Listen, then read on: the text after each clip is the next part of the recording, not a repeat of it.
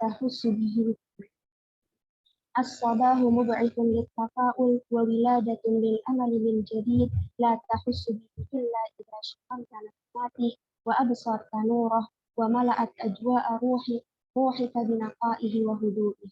لننهض في التفاؤل وننتظر صباحا جميلا يطل علينا ويشرق فينا الشموس ويوقظ فينا الأمل.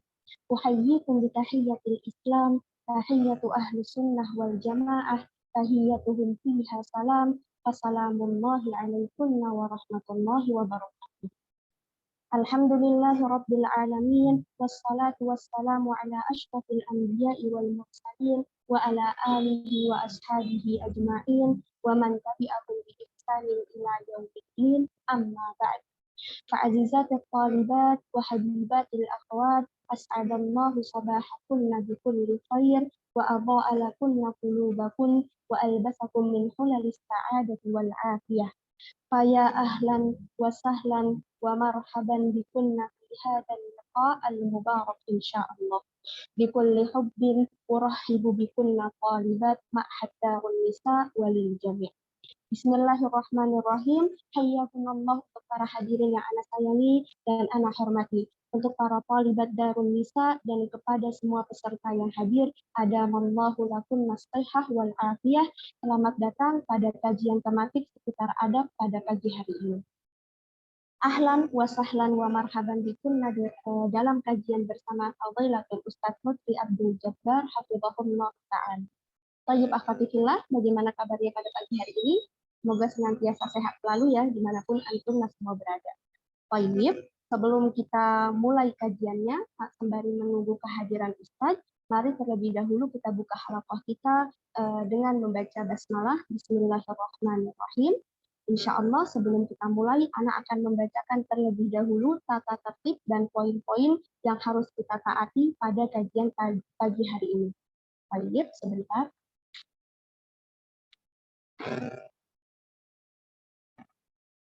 Tata tertib untuk kajian kita, yang pertama, hendaknya meluruskan niat menuntut ilmu karena Allah Subhanahu wa Ta'ala, berdoa memohon ilmu yang bermanfaat dan menjaga adab bermajelis, menyiapkan alat tulis untuk mencatat materi yang disampaikan, menjaga audio dan kamera agar tidak terbuka, menggunakan nama asli atau menggunakan kunyah saat berada di ruangan Zoom. Sambil menunggu kehadiran pemateri, mari bersama kita manfaatkan waktu kita dengan memperbanyak zikir dan juga berdoa, menyimak materi yang disampaikan dengan baik, dan menghindari dari hal-hal yang dapat merusak konsentrasi. Tidak diperkenankan untuk merekam atau untuk screenshot selama kajian berlangsung. Jika ada pertanyaan, dapat disampaikan via chat atau raise hand setelah kajian kita selesai. Pertanyaannya sesuai dengan tema kajian. Dan yang berikutnya, mengikuti kajian dari awal hingga selesai, kecuali ada uzur syar'i yang diperbolehkan untuk izin. Baik, sambil menunggu pematerinya, tafadhol terlebih dahulu mengisi waktu dengan memperbanyak zikir dan doa. Jangan lupa untuk menyiapkan bukunya untuk mencatat materi yang akan disampaikan oleh Ustaz kita.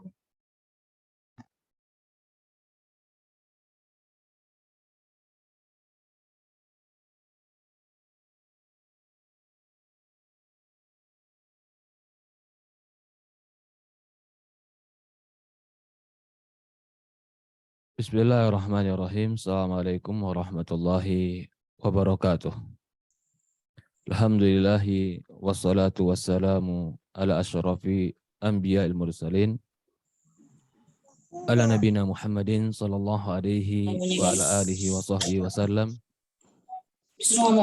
Ashhadu an la ilaha illallah wahdahu la syarika lah wa ashhadu anna Muhammad abduhu wa rasuluhu la nabiyya ba'd. Qala Allah Ta'ala fi kitabihil karim, ya ayyuhalladzina amanu taqullaha haqqa tuqatih fala tamutunna illa wa antum muslimun. Wa qala Allah Subhanahu wa Ta'ala, ya ayyuhalladzina amanu taqullaha wa qulu qawlan sadida yuslih lakum a'malakum wa yaghfir lakum dhunubakum wa may yuti'illaha wa rasulahu faqad faza fawzan 'azima. Alhamdulillah, Segala puja dan puji syukur kita panjatkan hanya kepada Allah Subhanahu wa taala Rabbul Alamin. Serta salawat dan salam selalu kita curahkan kepada baginda Nabi kita Muhammadin sallallahu alaihi wa ala alihi wa sahbihi wasallam. Kepada keluarganya, kepada para sahabatnya, kepada orang-orang yang mengikuti dan mencintainya ila yaumul qiyamah. Para hadirin jemaah, ibu-ibu dan akhwat dan ikhwan yang dimuliakan dan dirahmati oleh Allah Subhanahu wa taala, terutama dari Majelis Taklim Darun Nisa. Saya ucapkan terima kasih banyak dan saya memohon maaf atas segala sesuatunya. Qadarallahu ma syaa fa'al.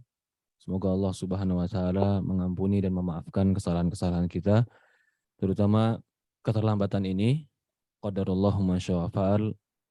Sehingga saya meminta kepada hadirin, bapak-bapak dan ibu-ibu untuk memberikan uzur terhadap keterlambatan ini. Hari ini kita akan berbicara tentang pintu surga. Pintu surga yang bisa digapai dengan cara berbakti kepada orang tua. Di dalam sebuah hadis, Rasulullah SAW pernah mendengar suara orang yang membaca Quran di surga. Bacaannya terdengar. Ketika itu Rasulullah SAW dinampakkan surga. Maka Rasulullah SAW bertanya, siapa ini? Siapa ini? Ternyata itu adalah suara seorang sahabat radhiyallahu an yang disebutkan namanya oleh Jibril. Dan Jibril mengatakan kadzalikal bir, kadzalikal bir, kadzalikal bir. Itulah sebab dia berbakti, itulah sebab dia berbakti, itulah sebab dia berbakti. Orang yang masih hidup, tapi suara dan bacaan Qur'annya sudah terdengar di surga. Karena amalan dia berbakti kepada orang tua. Mungkin juga kita pernah mendengar hadis atau kisah seorang yang dia nggak pernah ikut perang Badar, dia nggak pernah ikut perang Uhud, dia juga bukan sahabat yang sehebat Abu Bakar dalam berperang, atau bukan sehebat Utsman dalam bersedekah, tidak. Bahkan dia belum pernah ketemu Nabi. Tapi Nabi pernah menyebutkan nama dia. Uwais Al-Qarni. Dia nggak pernah ketemu Nabi. Dia juga nggak pernah ikut perang Badar. Dia nggak pernah menyaksikan Quran itu turun. Dia bukan seorang sahabat. Dia hanya seorang tabi'in. Tapi Rasulullah SAW mengatakan, kalau kau ketemu kepada Uwais Al-Qarni, mintalah kepada Uwais agar Allah mengampuni dosa. Doanya mustajab. Doa Uwais Al-Qarni mustajab. Sampai Umar bin Khattab radhiyallahu an, setiap ada orang datang dari Yaman, selalu dia tanya, dari mana kalian? Dari Yaman. Yaman sebelah mana kalian? Kalau dikatakan dari Qarn, maka dia tanya, afikumul Uwais. Apakah di tengah-tengah kalian ada Uwais? Gak pernah putus semangat Abu Bakar untuk mencari Uwais Al-Qarn. Sampai suatu hari,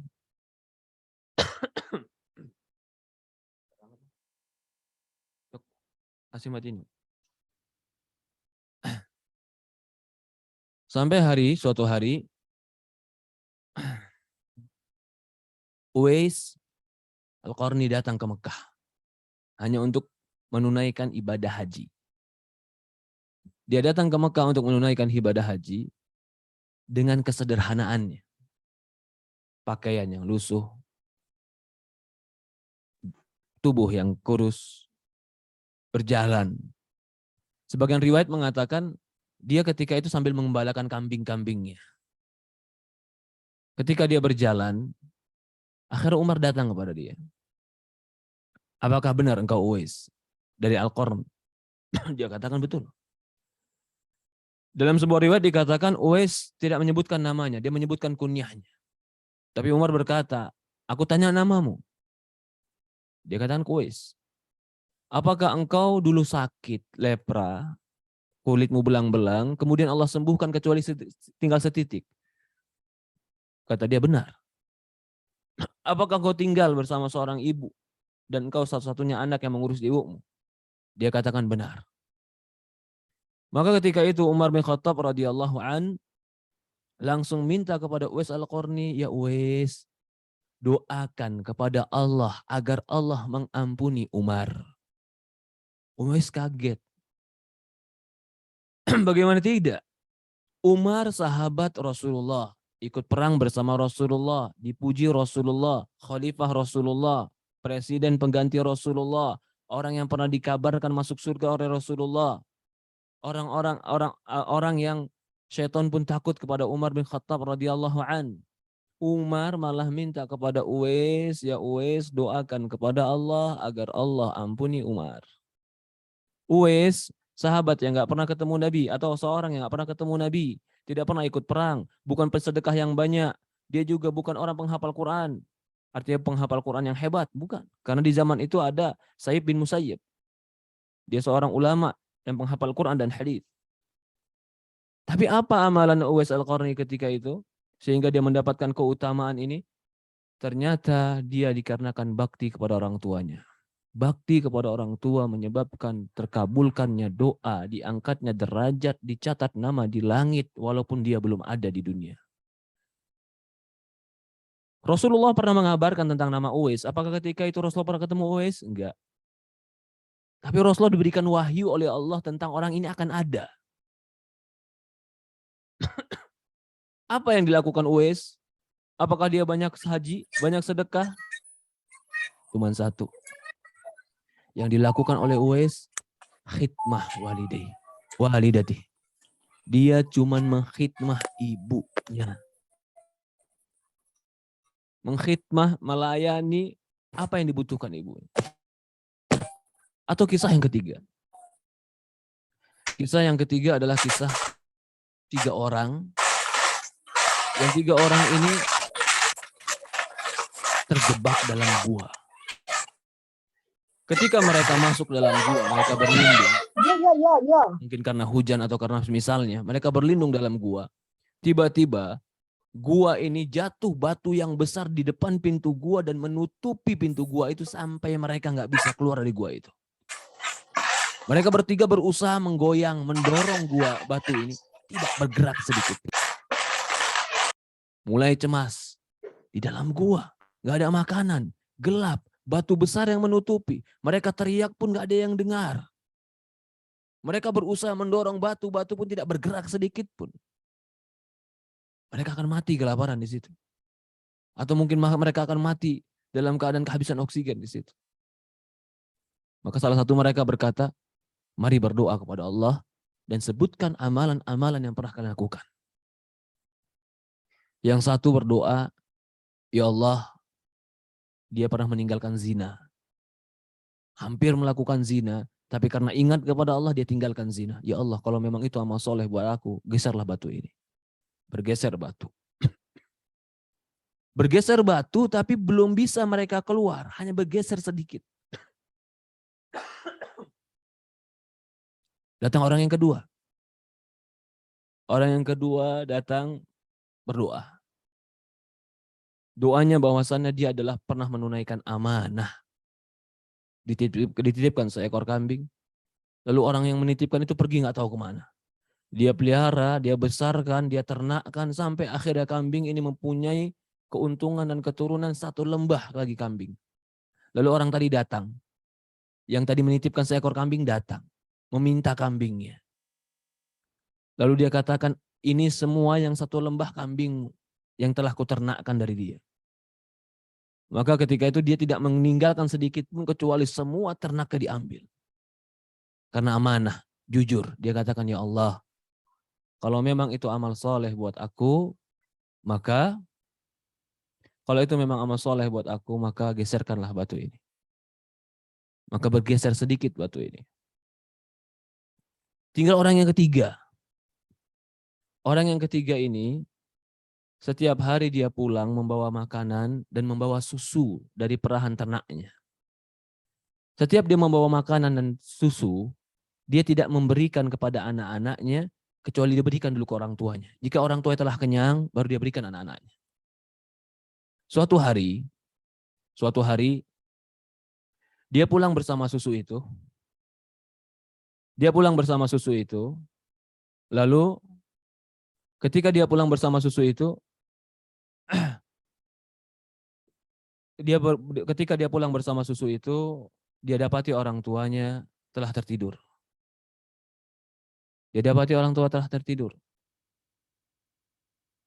Anak-anaknya menangis, lapar, ingin makan dan ingin minum susu itu. Lalu dia katakan kepada istrinya, wahai istriku, tidurkan anak-anakmu. Dia nggak mau kasih susu ini sebelum orang tuanya kasih. Orang tuanya dulu yang minuman. Padahal orang tuanya sudah tidur. Anak-anak yang sedang menangis karena ingin susu tadi. Tapi dia tetap, istriku, tidurkan anak-anak. Sehingga anak-anaknya tidur. Dalam keadaan perut kosong, sambil menangis, tidurlah anak. Begitu orang tuanya bangun, dia pun tidak memberikan susu ini kepada anaknya dahulu, dia berikan kepada orang tuanya. Pada ibu bapaknya. Agar ibu bapaknya meminumkan susu ini. Setelah bapak ibunya minum dan terpenuhi kebutuhan bapak ibunya, selebihnya dikasih kepada anak-anaknya dan keluarganya. Lalu dia berdoa kepada Allah, ya Allah, jika memang itu amalan soleh bagiku, maka bukakanlah gua ini untukku. Maka terbukalah gua dan masuklah dia dan keluarlah mereka dan selamatlah mereka. Banyak sekali kisah-kisah keajaiban tentang orang yang bakti kepada orang tua. Keajaiban di dunia ataupun keajaiban di akhirat bagi mereka yang berbakti kepada orang tua mereka. Kalau kita melihat pada kisah-kisah ini, tentu kita memahami mengapa Allah Subhanahu wa taala memberikan keajaiban, memberikan kelebihan, memberikan keunggulan bagi mereka yang bakti kepada orang tua mereka. Mengapa? Tentu jawabannya karena orang yang berbakti pada orang tua mereka itu adalah orang yang telah berjuang di atas kebaikan. Berjuang di atas kewajiban kepada Allah Subhanahu wa taala. Banyak sekali dalil-dalil Quran yang menunjukkan wajibnya kita berbakti kepada orang tua kita. Kalau Allah wajibkan, Allah wasiatkan, berarti amalan itu Allah cintai. Allah berfirman, "Wa qadha rabbuka alla ta'budu illa iyyah wa bil walidaini ihsana." Kata Allah Subhanahu wa taala, Allah telah memutuskan. Keputusan Allah. Alla ta'budu illa iyyah. Keputusan ini enggak bisa diganggu gugat. Sudah pasti. Yang pertama, alla ta'budu illa iyyah. Jangan engkau beribadah kecuali hanya kepada Allah. Kemudian, wabil walidaini ihsana. Dan kepada kedua orang tua, ihsana. Berbuat baiklah engkau. Kata para ulama, ihsan itu hanya bukan sekedar berbuat baik. Berbuat baik semampumu, sekuatmu, sepuncak kebaikan yang bisa kau lakukan. Maka berbakti kepada orang tua itu perjuangan. Kalau kau mampu senyum kepada orang lain, maka kepada orang tua bukan hanya sekedar senyum. Mungkin dengan wajah yang ceria dan engkau bisa memeluknya. Kalau kau bisa tutur kata ramah dengan orang lain, maka kepada orang tuamu rendahkan dirimu, rendahkan suaramu, lebih baik daripada itu. Wa qadha rabbuka alla ta'budu illa iyyahu wa bil walidaini ihsana. Imma yablughanna indakal kibar ahaduhuma aw kilahuma fala taqul lahumā uff. Ketika keduanya sampai waktu tua di sisimu, artinya mereka berada pada dirimu ketika mereka waktu tua. Ketika mereka tua, mereka ada bersamamu. Bukan kau letakkan di tempat yang lain. Bukan kau titipkan kepada orang lain. Indak, kata Allah, ada pada dirimu, di sisimu, bersamamu. Apa yang kau lakukan? Fala taqul lahumā uffin. Jangan kau pernah katakan kepada keduanya, tidak mau. Wala tanharhuma, jangan kau hardik mereka. Wa kullahuma qawlan karima, ucapkanlah kepada mereka ucapan karim. Karim itu artinya dermawan, mulia, menghormati, memuliakan. Setiap ucapannya menunjukkan kehormatan, kemuliaan. Setiap ucapannya menunjukkan penyanjungan. Wakhfid lahuma janaha dzulli minar rahmah. Rendahkan sayapmu dari sayap kerendahan dari rahmat. Artinya ucapanmu lembutkan, perbuatanmu rendahkan. Artinya tunjukkan engkau tawadu depan dia. Dan berikutnya, wa qur rabbirhamhuma kama rabbayani shaghira. Ya Allah, sayangi mereka berdua sebagaimana mereka menyayangi ketika aku kecil.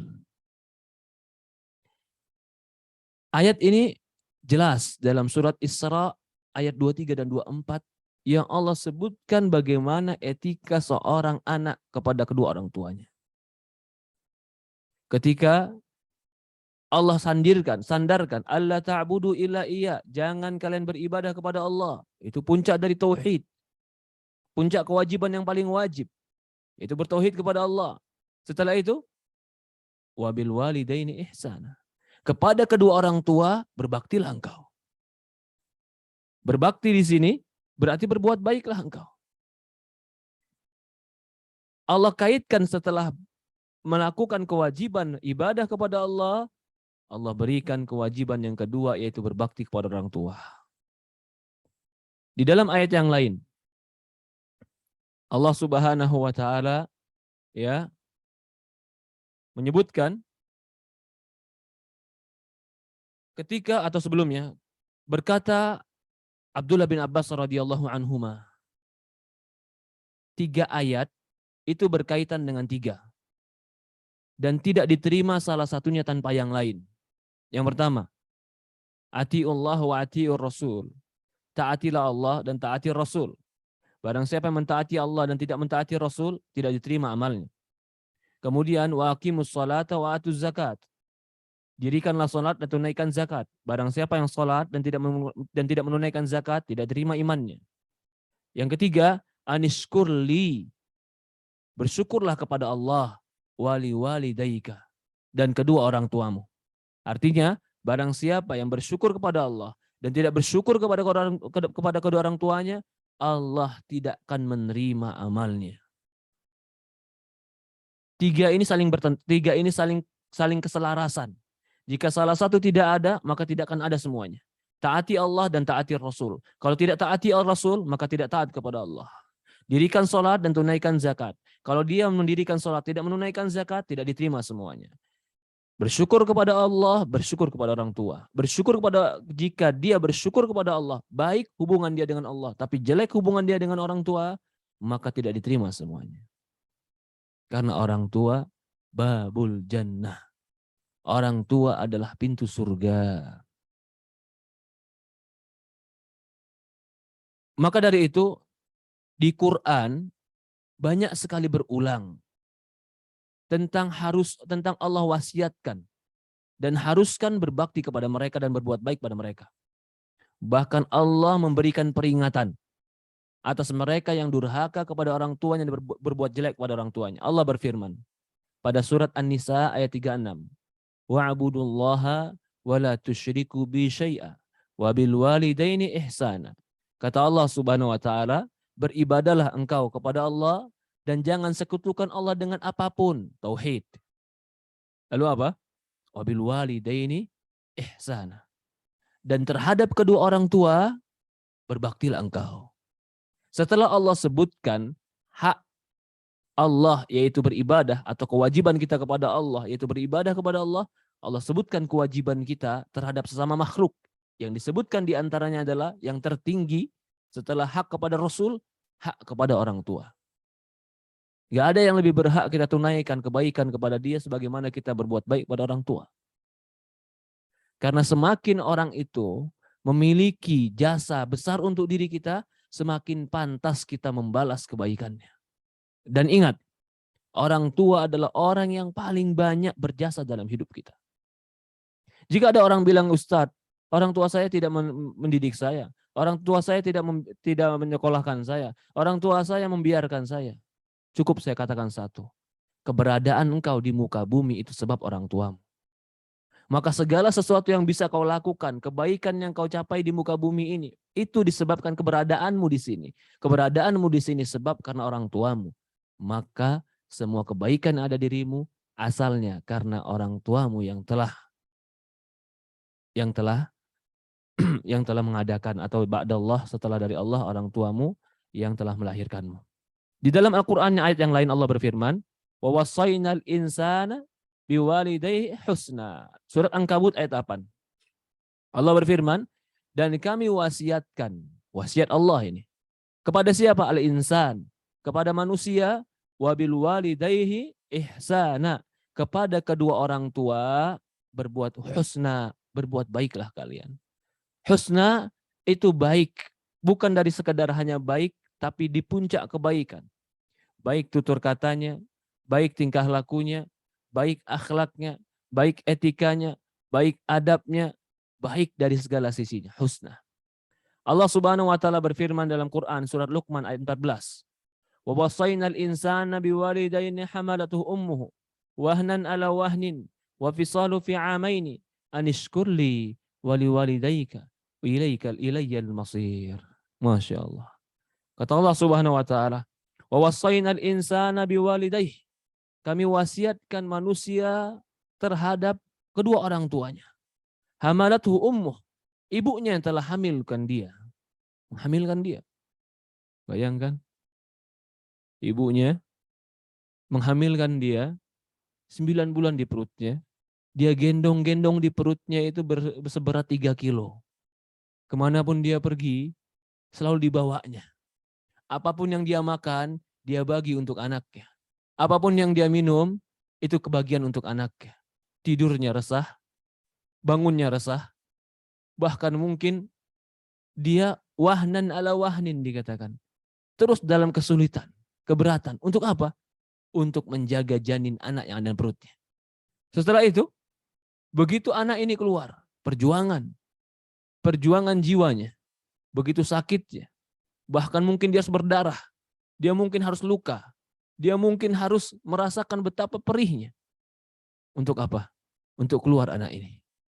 Begitu keluar anak ini yang 9 bulan dia gendong, yang selama ini dia bagikan semua makanannya kepada janinnya, yang dia keluarkan, ternyata anak ini menjadi anak yang tidak bersyukur kepada orang tua. Apa yang terjadi?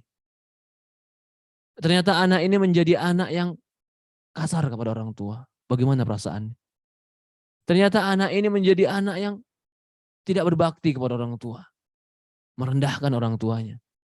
Meremehkan orang tuanya. Ya Allah. Sebagian orang melakukan itu. Ini termasuk salah satu daripada bentuk durhaka kepada orang tua. Sehebat apapun kita, sepintar apapun kita, sesukses apapun kita, secerdas apapun kita saat ini, itu karena orang tua kita yang mendidik kita.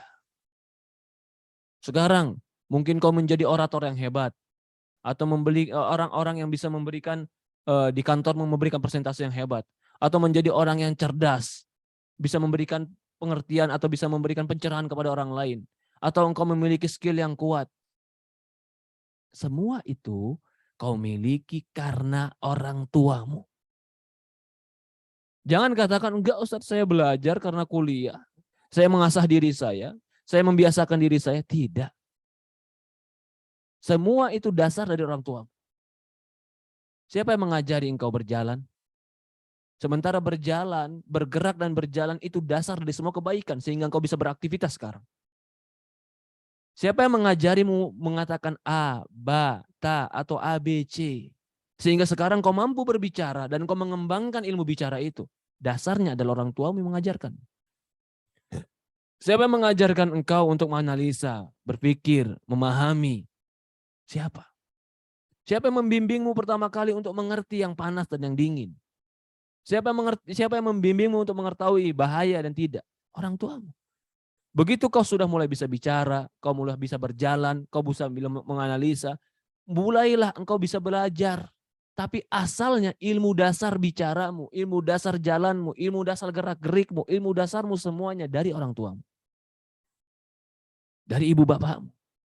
Sekarang yang kau miliki yang hebat ini, itu hanya pengembangan dari yang dasar tadi.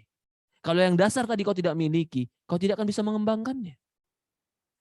Dan jangan ketika sudah berkembang, hebat, besar, lupa terhadap yang memberikan ilmu dasar tadi. Ilmu dasar kasih sayang, ilmu dasar akhlak, ilmu dasar tentang kebaikan orang tua kita. Ya subhanallah.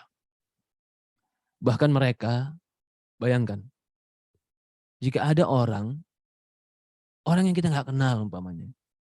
Ini orang yang jauh saja. Orang ini memperhatikan kita, memberikan kita kebaikan, memberikan kita makan, memberikan kita perhatian, menjaga kita, bahkan terkadang tanpa pamrih. Dia harus letih, dia harus capek, dia harus berkorban dengan pikiran di jiwanya untuk kebaikan kita. Apa yang kita katakan pada orang tadi? Kita akan mencintainya. Padahal itu orang yang kita nggak kenal. Dia sering kasih kita hadiah. Apa hadiah yang dia kasih? Mungkin seminggu sekali dia kasih hadiah kita. Seminggu sekali saja. Kita sudah mencintainya. Bagaimana lagi dengan orang tua? Yang setiap kita nangis ketika bayi, dia kasih hadiah bagi kita, air asinya. Yang setiap kita di sekolah,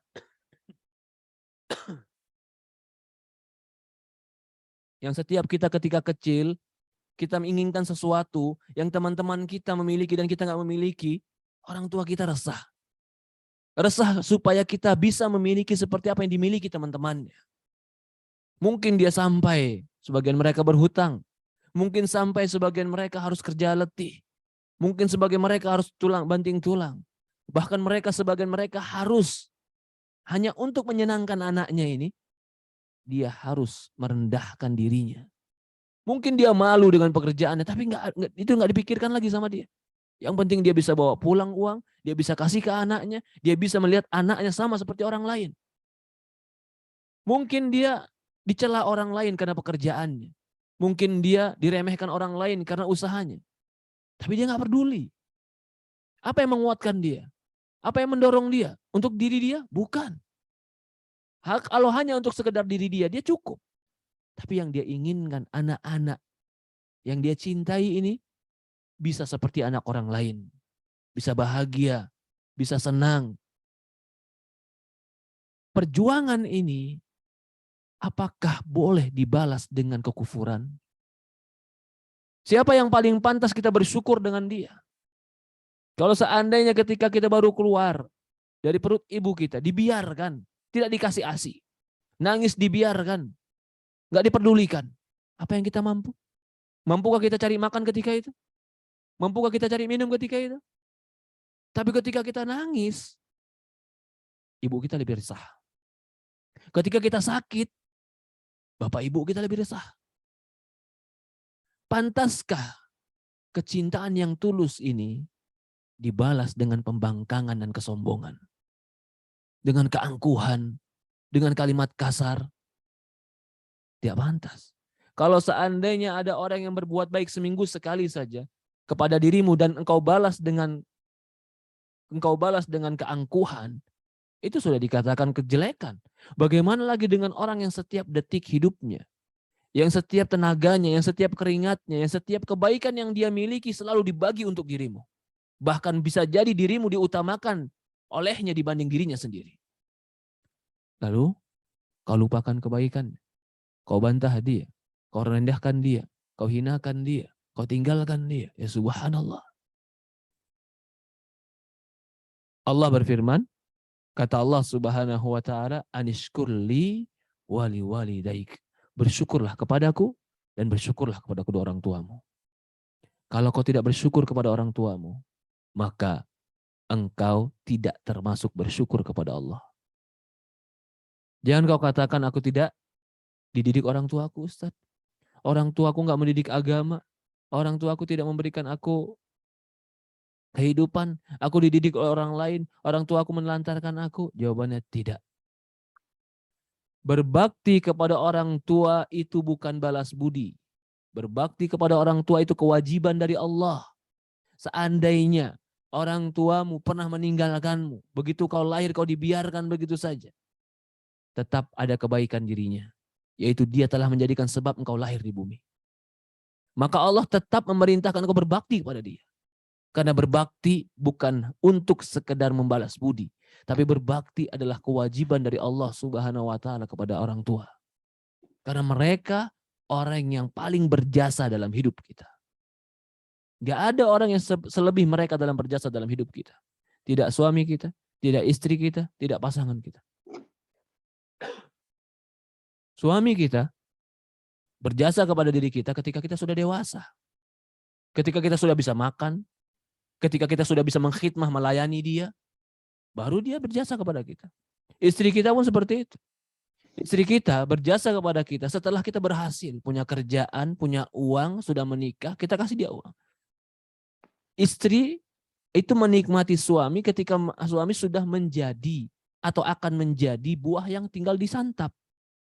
Adapun orang tua terhadap anak, dari mulai bibit anak itu, mulai kecil, belum tumbuh apa-apa, belum tahu akan menjadi apa. Dia jaga, dia rawat, dia besarkan dengan kesabaran, dengan kecintaan. Dia berikan tenaganya, pikirannya, hartanya, bahkan bisa jadi semua yang dia miliki dia usahakan supaya anak ini menjadi anak yang berhasil. Begitu anak ini sudah besar dan berhasil, ternyata dinikahkan dengan seorang wanita. Bayangkan, ini anak yang dia didik, yang dia besarkan, yang dia perjuangkan, yang dia cintai, yang selama ini keringat dan tenaganya dia berikan, dia curahkan untuk anak ini. Begitu anak ini sudah mulai tumbuh dewasa, lulus kuliah, sudah mulai masa depannya mulai nampak, bukan dia yang menikmati masa depan. Siapa yang diberikan? Diberikan kepada seorang wanita. Seorang wanita ini sekarang tinggal menikmati masa depan yang sudah nampak. Pantaskah seorang wanita ini yang mendapatkan laki-laki yang telah ditumbuh besarkan oleh ibunya, menjauhkan ibunya dari anaknya? Sementara ibunya yang membibitkan dia, ibunya yang membesarkan dia, ibunya yang menanam, menyiram, bahkan ibunya yang seletih payah ketika dia sedang kecil. Begitu kenal dengan wanita, dia tinggalkan ibunya. Ya subhanallah, betapa perih dan sakitnya hati ketika itu. Maka seorang wanita soleha tidak akan pernah bisa dan tidak akan pernah berpikir menjauhkan suaminya dari ibunya. Begitupun seorang laki-laki yang saleh tidak akan pernah berpikir untuk menjadikan istrinya melupakan kedua orang tuanya. Perhatikan dalam Al-Quran, ya, banyak sekali tentang dalil-dalil Quran dan hadis bakti kepada orang tua. Di dalam sunnah, Rasulullah SAW mewajibkan, menekankan dengan tegas tentang itu. Bahkan telah sahih dari Rasulullah SAW bersabda. Rasulullah bersabda, ridha Rabbi fi ridha walidain, wa sakhtuhu fi sakhtuhuma. Rawahu Tabrani fi Kabir, wa sahahahu al-Alama Albani. Kata Rasulullah SAW, ridhonya Allah ada pada ridho kepada orang tua. Murkanya Allah ada pada kemurkaan ke orang tua. Kedua orang tua. Ketika kita menjadikan orang tua kita murka, maka disitulah menjadikan Allah murka. Tapi ketika orang tua ridho kepada kita, ridho kepada akhlak kita, ridho kepada kebaikan kita, Allah ridho kepada kita. Jangan sampai gara-gara orang tua tidak ridho dan murka kepada kita, sehingga Allah murka kepada kita. Bisa jadi sholat malam tidak berarti. Bisa jadi sedekah sunnah tidak berarti. Bisa jadi puasa Senin Kamis yang sunnah tidak berarti. Kalau kita berdurhaka kepada orang tua kita. Bisa jadi hafalan Quran kita yang banyak tidak berarti. Kalau kita durhaka kepada orang tua. Ridullah fi ridho walidain. Wa sukhtullah fi sukhtul walidain. Ridhonya Allah ada pada ridho kepada orang tua. Murkanya Allah ada murka kepada orang tua. Orang tua kita adalah pintu daripada ridho dan rahmat Allah Subhanahu wa taala. Diriwayatkan juga dalam kitab Sunan dari Abdullah bin Amr bin As, datang seorang laki-laki kepada Rasulullah SAW. Dan dia berkata, ji'tu ubayyuka ala hijrah. Ya Rasulullah, aku datang ingin berbaiat kepadamu untuk hijrah. Taraktu abawai yabkiyan. Dan kutinggalkan kedua orang tuaku dalam keadaan menangis. Faqala Rasulullah SAW, irji' ilaihima. Fadhik fa'adhik hima ka'abkaita atau abkaitahuma. Rasulullah mengatakan, kembali engkau kepada kedua orang tuamu. Buatlah mereka tertawa, bahagia, sebagaimana kau telah membuat mereka berdua menangis. Perhatikan ini sahabat. Dia datang untuk berbaiat ke Rasulullah, untuk hijrah. Tapi orang tuanya ditinggalkan sampai menangis. Apakah dia pergi untuk maksiat? Apakah dia pergi untuk kejahatan? Dia pergi untuk baiat hijrah. Apakah Rasulullah SAW membiarkan dia? Kata Rasulullah SAW, irji, pulang, kembali. Bagaimana lagi dengan orang-orang yang meninggalkan orang tuanya hanya untuk kesenangan dirinya, bukan untuk ibadah? Bagaimana lagi dengan orang-orang yang meninggalkan dan mengacuhkan orang tuanya dalam kesendirian dan kesepian, hanya untuk kesibukan pekerjaan dunianya? Seolah-olah nggak ada waktu untuk jenguk orang tuanya. Seolah-olah nggak ada waktu untuk mengangkat telepon dan mengatakan apa kabar ayah dan ibu. Seolah-olah nggak ada waktu dan nggak ada space di kepalanya untuk mengingat ibu bapaknya. Ya Rob, jika hijrah saja disuruh balik sama Rasulullah, bagaimana lagi dengan sesuatu yang tidak senilai dengan hijrah? Hanya karena kesibukan dunia, hanya kesibukan perdagangan, hanya karena kesibukan pekerjaan. Sesibuk itukah kita sampai kita nggak pernah mengatakan halo kepada mereka? Sesibuk itukah sehingga kita nggak pernah bisa datang ke rumahnya, sementara setiap weekend kita bisa datang ke tempat-tempat hiburan bersama anak dan istri kita? Sesibuk itukah kita sehingga kita tidak mampu melangkahkan kaki kita untuk menjenguk rumah mereka?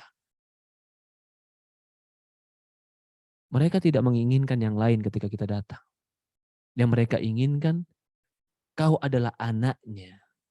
Maka sebuah kisah yang dikisahkan oleh sebagian ulama, seorang ayah yang kaya raya, seorang anak yang kaya raya.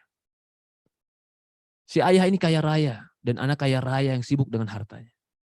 Tapi suatu hari si ayah ini menuntut anaknya di pengadilan agar anaknya memberikan uang kepada ayah. Maka dipanggillah anak itu di pengadilan sampai terjadilah pengadilan tersebut, dan akhirnya pengadilan mewajibkan anak itu memberikan sebagian penghasilannya untuk ayah.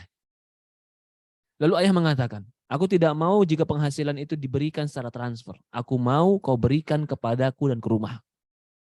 Padahal ayahnya kaya, nggak butuh harta anak itu. Tapi apa yang terjadi? Apa yang diinginkan? Kata si ayah ini kepada hakim, sebenarnya yang kuinginkan adalah dia punya waktu ke rumahku dan menjenguk aku.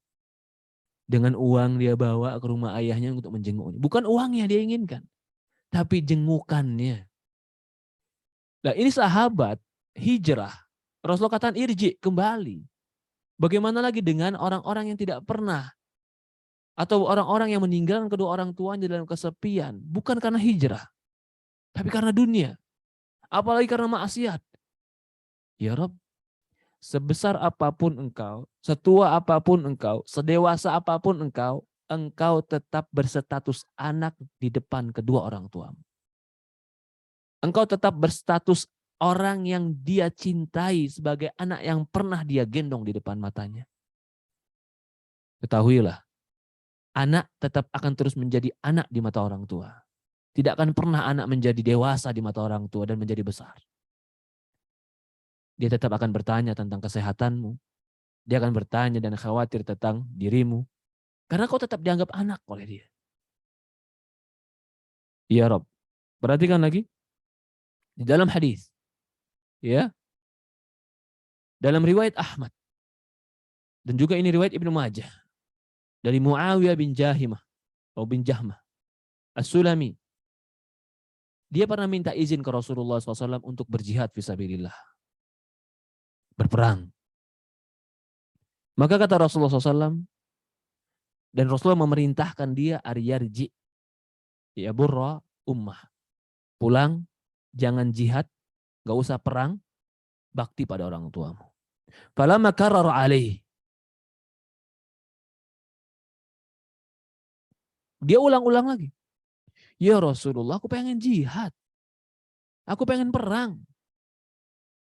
Karena dia menganggap perang itu adalah pintu surga. Mati syahid pintu surga. Rasulullah berulang-ulang, pulang ke ibumu. Dia ulang lagi, ya Rasulullah, aku ingin jihad, ingin perang, pulang ke ibumu. Beberapa kali berulang sampai Rasulullah mengatakan, waihak, celaka engkau. Iljam rijlaha, pegang kaki ibumu. Fathammal jannah, disitulah ada surga. Disitulah ada surga, kata Rasulullah SAW. Maksudnya, hadis ini riwayat Ahmad dan yang lainnya, maksudnya adalah, kalau kau bakti kepada orang tuamu, itu pintu surga. Jangan kau cari pintu surga yang susah. Jangan kau cari pintu surga yang jauh. Jangan kau cari pintu surga yang belum tentu kau bisa melakukannya. Pintu surga di depan matamu adalah ilzam rijlaha. Pegang kaki ibumu. Thammal jannah. Di situ ada surga, kata Rasulullah. Maka bagi mereka yang masih memiliki kedua orang tua, kalau kau tidak manfaatkan kebaikanmu ketika ketemu kedua orang tuamu sehingga kau tidak masuk surga, celaka. Kau akan sedih, kau akan menyesal, kau akan menangis, dan kau betul-betul akan membutuhkan orang tuamu ketika dia meninggal nanti. Manfaatkan ketika mereka hidup. Itu pintu surga.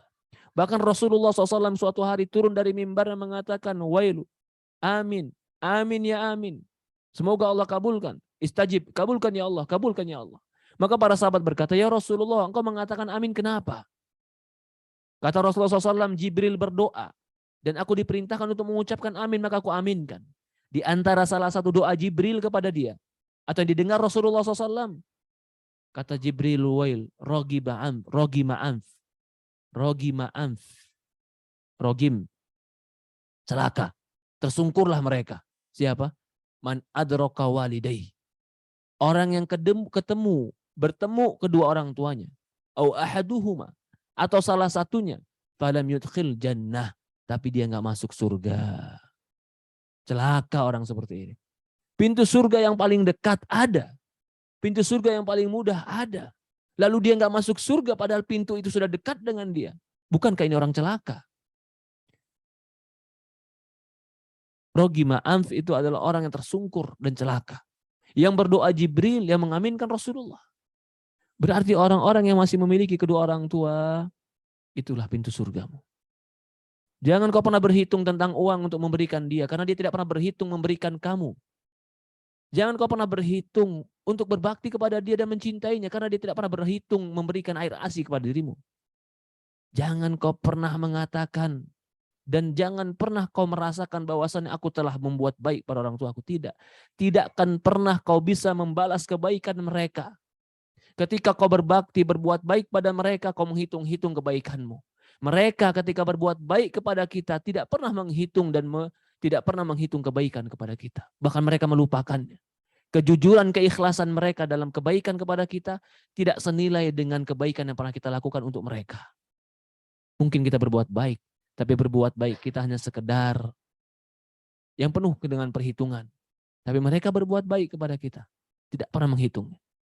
Kalau seandainya semua dihitung, kalau seandainya semua mereka jadikan harus dibayar, kita tidak akan pernah mampu membayarnya. Mampukah kita membayar daging yang telah menjadi, atau darah-darah yang telah menjadi daging dalam tubuh kita? Mampukah kita membayar ilmu yang pernah diajarkan, itu ilmu berbicara kepada kita, sampai hari ini kita bisa berbicara? Bahkan setiap pembicaraan yang kita lakukan, mereka dapat bagian kebaikan yang kita lakukan. Mampukah kita membayar ilmu membaca yang pernah diajarkan kepada kita? Apalagi mampukah kita membayar iman yang pernah mereka ajarkan ke dalam hati kita? Iman kepada Allah, iman kepada Rasul. Apakah kita mendapatkan begitu saja? Kebanyakannya kita di Indonesia ini iman kita karena orang tua. Iman kita dan tahu kita agama Islam karena orang tua. Bukankah itu nikmat? Bersyukur kepada Allah, dengan ini kita mudah masuk surga. Bersyukur kepada Allah, dengan ini kita didekatkan Allah Subhanahu wa taala dan kebaikan. Jika ada orang yang berdurhaka kepada orang tuanya, ini menunjukkan orang tidak bersyukur kepada Allah Subhanahu wa taala. Di dalam hadis lagi, ada dalam sebuah hadis Bukhari dan Muslim, datang seorang laki-laki kepada Rasulullah SAW berkata, ya Rasulullah, aman ahaqqun nasi bihasani sahabati. Ya Rasulullah, siapa orang yang paling berhak ku temani? Maka Rasul mengatakan ummak. Itu orang yang paling berhak ku berbuat baik sama dia. Orang yang paling berhak mendapatkan tutur kata yang lembut dariku.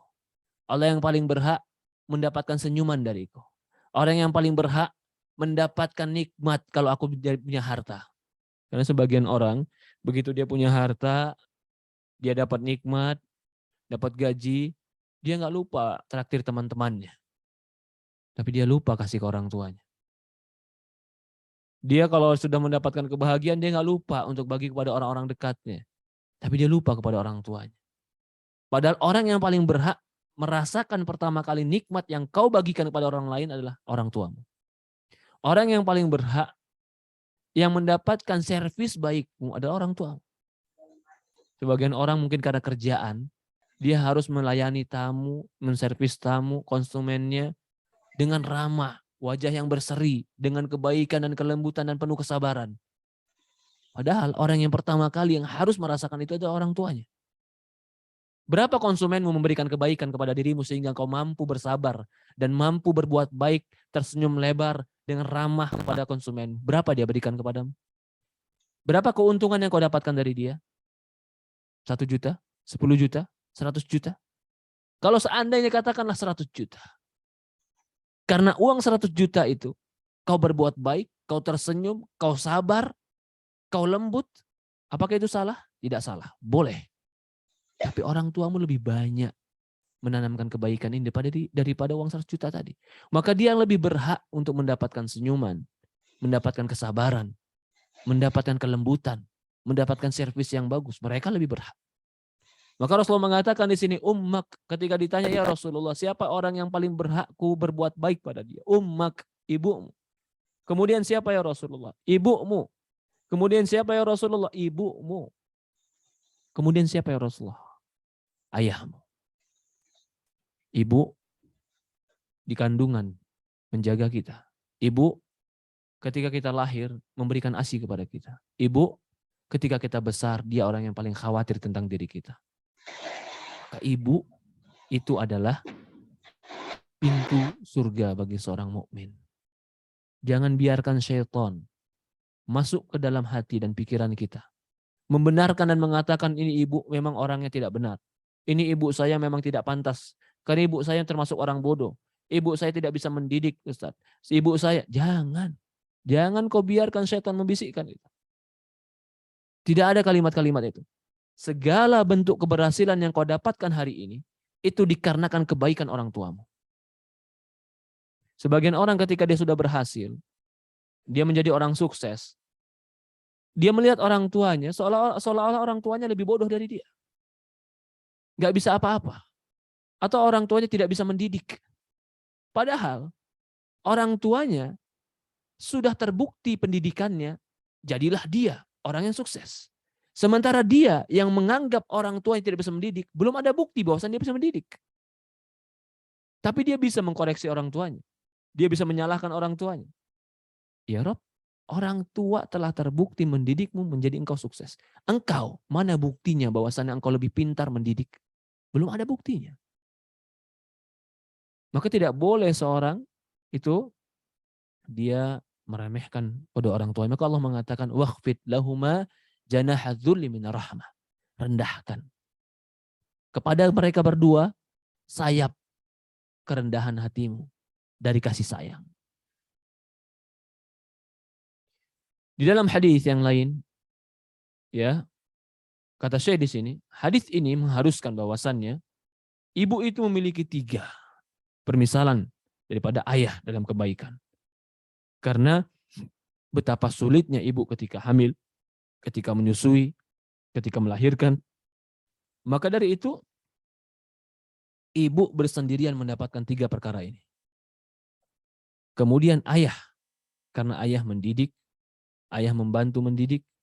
Ini menunjukkan isyarat bahwasannya sesuai dengan firman Allah Subhanahu wa taala, "Wa wasainal insana biwalidayhi hamalatuhu ummuhu wahnan ala wahnin wa fisalu fi amain." Dan telah kami wasiatkan kepada manusia agar berbakti kepada kedua orang tuanya yang telah menghamilkan dia, ibunya yang telah hamilnya, wahnan ala wahnin, kelemahan demi kelemahan, kesulitan demi kesulitan. Wa fisalu fi amain, dan ibunya telah menyusui dia selama 2 tahun. Dan telah sahih dari hadis Rasulullah SAW berkata, "Salasatun la yanzurullahu ilaihim yaumal qiyamah." 3 kelompok yang Allah Subhanahu wa taala tidak akan pernah menoleh kepada mereka di yaumul qiyamah. Enggak pernah mau lihat dia. Diacuhkan sama Allah Subhanahu wa taala. Salasatun la yukallimuhumullah. Salasatun la yukallimuhumullah yaumal qiyamah. Atau salasatun la yanzurullahu ilaihim yaumal qiyamah. Al-aqu liwalidayhi. Yang pertama, orang yang durhaka kepada orang tuanya. Yang kedua, al-mar'atu mutarajjilah, mutasyabbiha birrijal, perempuan yang tomboy yang serupa dengan laki-laki. Yang ketiga, ad-dayyus, laki-laki yang dayyus, enggak ada rasa cemburu kepada keluarganya. Dalam riwayat lain, salasatun la yadkhulunal jannah. 3 orang atau 3 kelompok yang tidak akan masuk surga. Di antaranya aqu liwalidayhi, orang yang durhaka kepada orang tuanya. Al-mudminul khamar, orang kecanduan narkoba. Wal mannanu bima a'ta, orang yang mengungkit-ungkit segala pemberian. Rawahu Nasa'i wa Ahmad wal Hakim. Hadis yang menunjukkan tidak akan masuk surga orang yang durhaka kepada orang tua. Kebalikannya, akan dimasukkan surga. Bahkan mereka akan dimudahkan ke surga bagi mereka yang bakti kepada orang tuanya. Diriwayatkan dalam Imam Ahmad dari Mu'ad bin Jabal radhiyallahu anhu berkata, "Ausini Rasulullah sallallahu alaihi wasallam bi asyra kalimat." Rasulullah sallallahu alaihi wasallam mewasiatkan kepadaku 10 perkataan. La tusyrik billahi syai'a. Yang pertama, jangan sekutukan Allah dengan apapun. Fa in qatalta wa hurriqta, walaupun kau dibunuh atau dibakar. Wa la tu'aqqanna walidaik, jangan engkau durhaka kepada kedua orang tuamu. Fa in amaraka takhruj min ahlika wa malik, walaupun mereka memerintahkan engkau agar engkau mengeluarkan harta dan keluargamu. Akhrajahu, atau hadis diriwayatkan Imam Ahmad. Rasulullah SAW ya orang yang paling lembut hatinya. Sebagaimana Rasulullah SAW orang yang paling berbakti kepada orang tuanya. Maka petunjuk Rasulullah SAW itu ada sebaik-baik petunjuk dan ucapannya sebaik-baik ucapan. Sebagaimana Rasulullah SAW telah kita jelaskan tadi hadis-hadis, sebagian hadis-hadis Rasulullah SAW dan juga perbuatan Rasulullah SAW. Ketika Rasulullah SAW melewati kuburan kedua orang tuanya, ibunya Aminah binti Wahab, ketika itu di Abwa, ketika dikuburkan, ini tempat di antara Mekah dan Madinah. Ketika itu bersama sahabat Rasulullah SAW dan pasukannya. Sekitar 1.000 pasukan ketika itu. Dan ini adalah perang ketika perang Hudaybiyah. Rasulullah SAW sempat berhenti sebentar, mampir ke kuburan ibunya. Maka Rasulullah SAW menangis. Bi abi huwa wa ummi abka man haula. Begitupun orang-orang di samping Rasulullah SAW menangis. Maka Rasul mengatakan, aku minta izin kepada Allah agar mengampuni ibuku. Falam ya'dun li, Allah tidak mengizinkan aku. Walau sta'dzant la azura kubraha fa'adina li. Lalu aku minta izin kepada Allah untuk menziarahi kuburnya, Allah mengizinkan untuk aku. Dalam hadis ini Rasulullah SAW betul-betul menginginkan kebaikan buat ibunya dan itu salah satu bentuk bakti kepada orang tua. Tapi Allah tidak mengizinkan sesuatu yang berlebihan. Di sini pun dalil. Berbakti kepada orang tua itu wajib. Tetapi jangan sampai mengantarkan kepada maksiat kepada Allah. Kata Rasulullah SAW dalam sebuah hadis, kata Rasulullah SAW, la ta'ata li makhluk fi ma'siyatil khaliq. Tidak boleh taat kepada makhluk untuk bermaksiat kepada Khalik. Disebutkan oleh para ulama, ada beberapa gambaran bakti kepada orang tua. Yang pertama, jika orang tua memerintahkan yang wajib.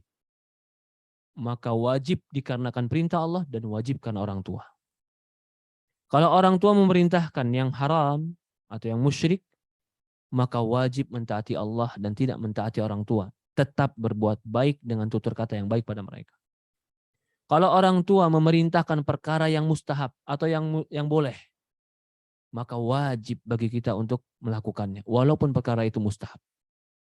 Jika orang tua memerintahkan kita perkara yang mubah, maka di sini pun sebagian ulama berpendapat wajib kita menunaikannya.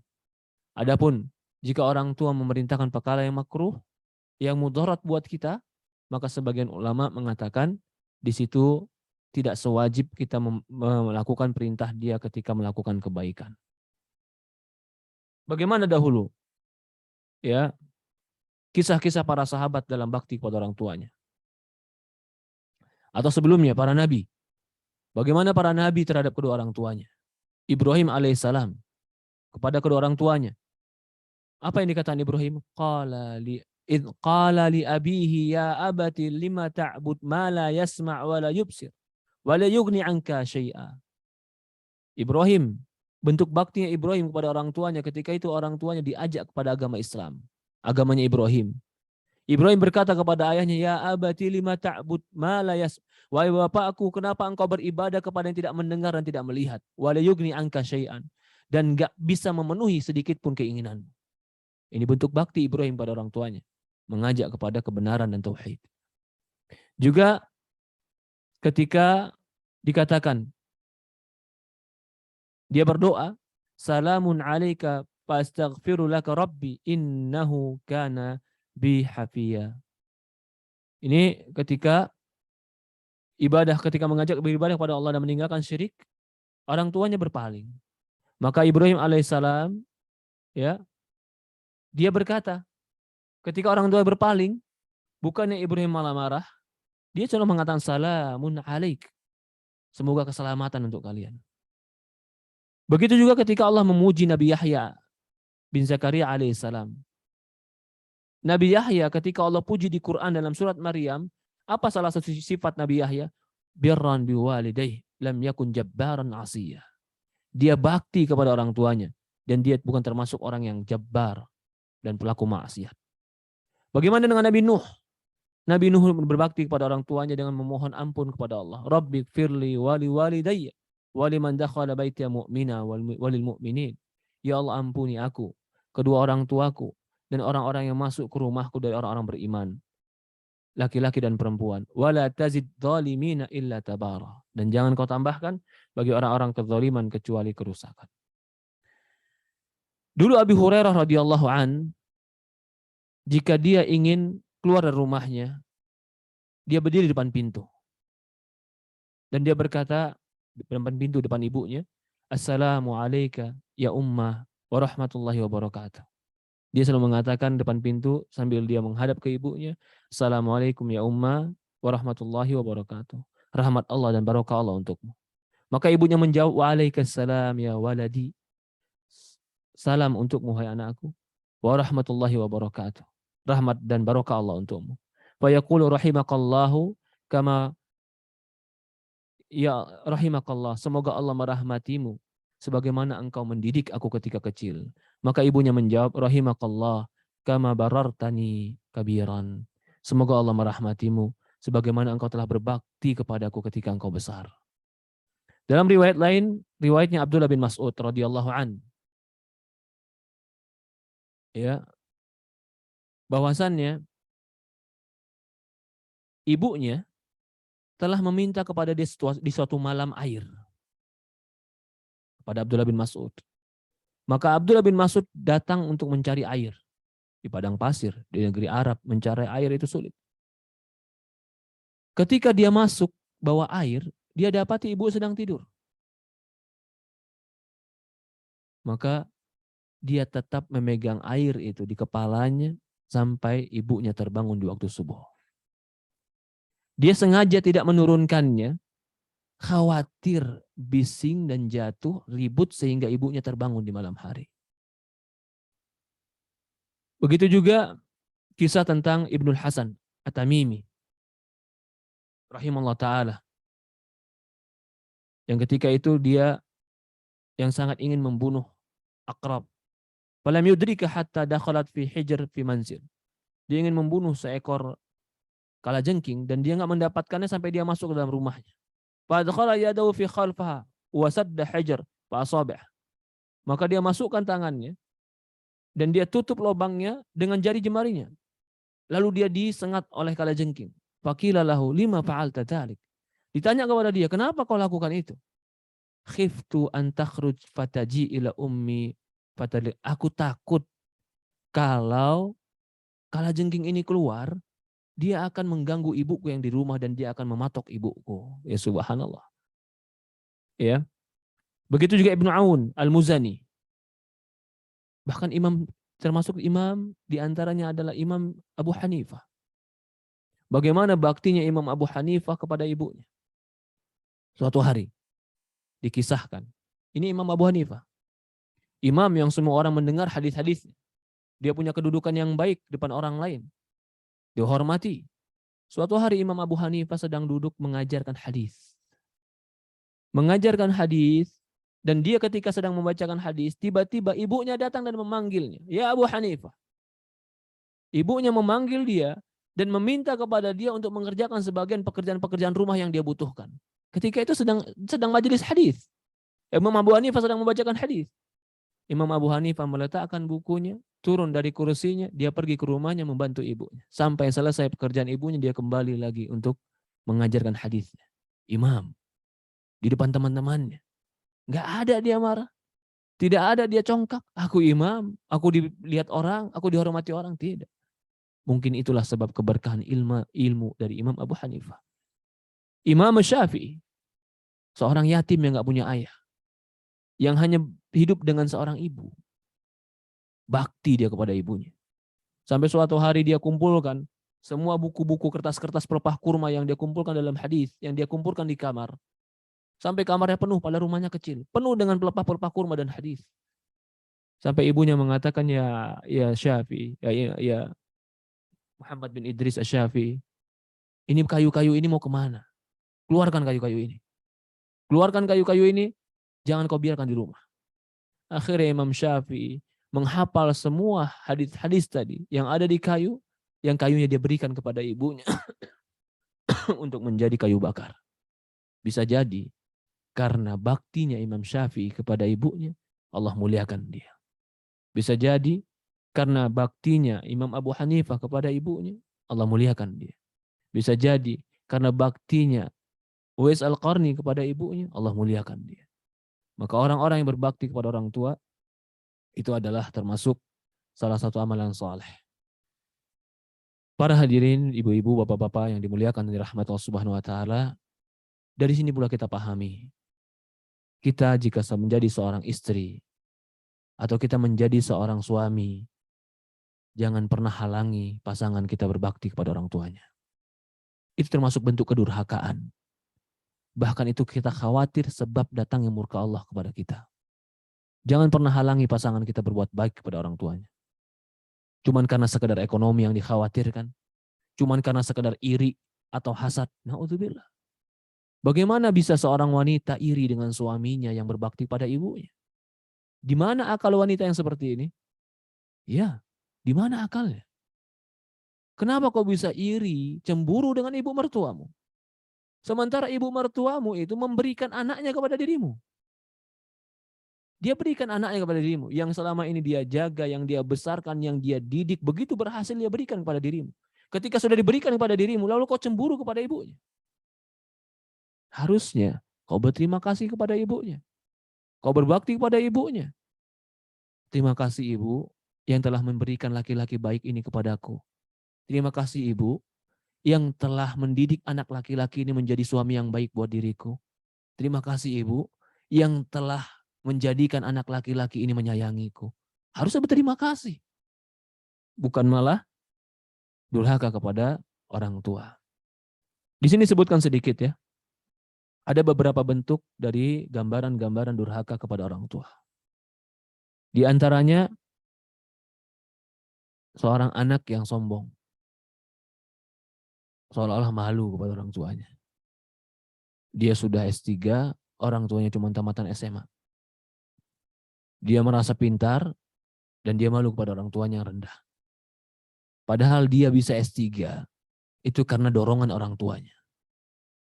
Dia bisa semangat belajar, punya berfokus kepada ilmu pelajaran padahal karena orang tuanya. Di antara bentuk durhaka kepada orang tua adalah ya,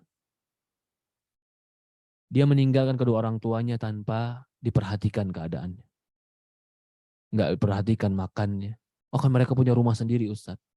Iya, kau nggak perhatikan kesehatannya. Kau nggak perhatikan kebutuhannya. Bahkan sebagian mereka menganggap orang tua itu merepotkan dan harus meletakkannya di panti asuhan. Nasallallahu salam wal afiyah. Orang tua jika di rumahmu itu barokah. Jika, perhatikan ini, kau berbakti kepada orang tuamu yang tinggal di rumahmu, itu menyebabkan barokah hidupmu. Paling tidak. Dari mana barokahnya? Ketika orang tuamu di rumahmu, kau layani mereka, kau berbuat baik sama mereka, maka anak-anakmu akan melihat itu. Oh ternyata ibuku begini dengan nenek. Maka itu akan menjadi pendidikan bagi anak-anakmu yang suatu hari ketika engkau tua dan mereka dewasa, mereka akan bersikap kepada dirimu dengan bakti karena dia pernah melihat engkau berbakti pada neneknya. Tapi ketika kau melihat atau anak-anakmu melihat kau mengacuhkannya, tidak pernah kau ajak anak-anakmu menghargai neneknya, tidak pernah kau ajak anak-anakmu mencintai neneknya, tidak menjenguk neneknya, bahkan membiarkan neneknya begitu saja bagaikan orang asing, dia akan tertanam dalam dirinya. Di suatu hari di masa besar dan dewasa dan engkau tua, dia akan perlakukan sama terhadap dirimu. Bukan karma, bukan. Tapi dia telah belajar dari apa yang kau ajarkan selama ini walaupun bukan dengan lisanmu. Tapi kau ajarkan dengan perbuatanmu. Dia akan melihat, mencontoh, dan meniru. Itulah ilmu, itulah pelajaran. Jika kau mencontohkan kebaikan kepada anak-anakmu, bakti pada orang tuamu, maka kau akan mendapatkan anak-anakmu berbakti pada dirimu. Tapi jika kau contohkan, kau membiarkan orang tuamu, membentak orang tuamu depan anak-anakmu, atau meremehkan orang tuamu depan anak-anakmu, atau bahkan seolah-olah kau menjaga anak-anakmu, memuliakan anak-anakmu, dan menyalahkan orang tuamu. Ini sering terjadi. Gara-gara dia ingin bela anaknya, orang tuanya dia maki depan anaknya. Ya Rob, itu menjadi sebuah pelajaran bagi anakmu. Suatu hari dewasa, berarti itu yang harus dilakukan. Itu bentuk kedurhakaan. Itu bentuk daripada dosa di antara dosa-dosa besar. Dan durhaka kepada orang tua itu termasuk dosa besar. Ikhwanu fiddin wa akhwatu fillah, teman-teman yang dimuliakan dan dirahmati Allah Subhanahu wa taala, jika orang tua kita masih hidup, itu pintu surga kita. Jika mereka sudah meninggal, bukan berarti telah terputus cara kita berbakti pada mereka. Kita bisa berbakti dengan bersedekah untuk mereka. Kita bisa berbakti dengan mendoakan kebaikan untuk mereka. Kita bisa berbakti dengan menyambung tali silaturahmi dengan kerabat mereka, teman-teman mereka. Kita bisa berbakti dengan menjaga hubungan baik dengan teman-teman dan orang-orang dekat orang tua kita. Bagi mereka yang diuji oleh Allah Subhanahu wa taala dengan ujian berat berbakti pada orang tua. Bahkan mereka sulit berbakti pada orang tua. Karena memang ada orang diuji seperti ini. Syaitan datang kepada dia. Seolah-olah setiap ucapan orang tuanya memanaskan telinganya, menyesakkan dadanya, menyempitkan dirinya. Seolah-olah apa yang dikatakan orang tuanya harus dia bantah, harus dia jawab. Seolah-olah apa yang keluar dari lisan orang tuanya memerihkan hatinya. Maka orang seperti ini sedang diuji. Agar kau keluar dari ujian ini, doalah kepada Allah. Ya Allah, jadikan aku anak berbakti pada orang tuaku. Jauhkan syaitan dari hubungan kami. Berdoa kepada Allah agar Allah perbaiki hubungan. Karena tidak ada kebaikan bagi mereka yang tidak berbakti dan berbuat baik pada orang tua mereka. Allah alam, ini yang bisa kita bahas hari ini. Saya ucapkan jazakumullah khair kepada Darun Nisa Majelis Talim. Mungkin ada yang ingin bertanya, tafadhol dipersilahkan.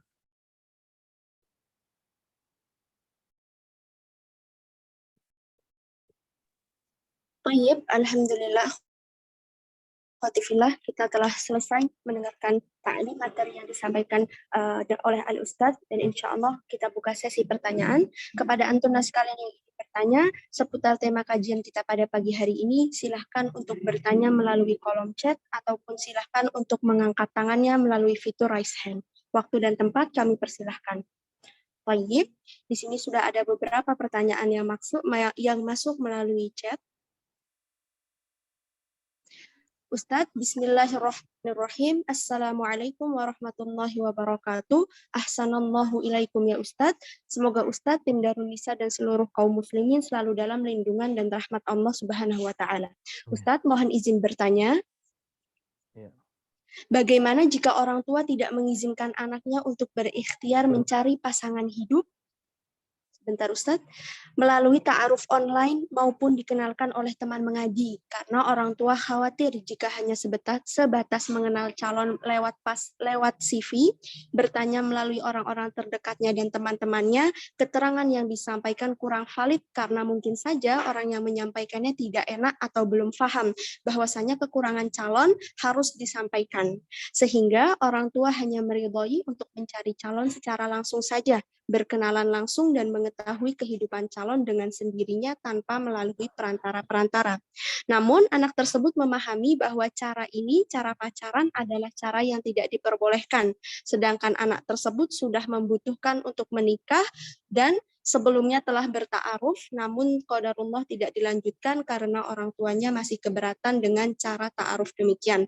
Mohon nasihat dan bimbingannya Ustadz. Syukran jazakumullahu khairan. Orang tua khawatir jika anaknya menikah dengan orang yang tidak jelas.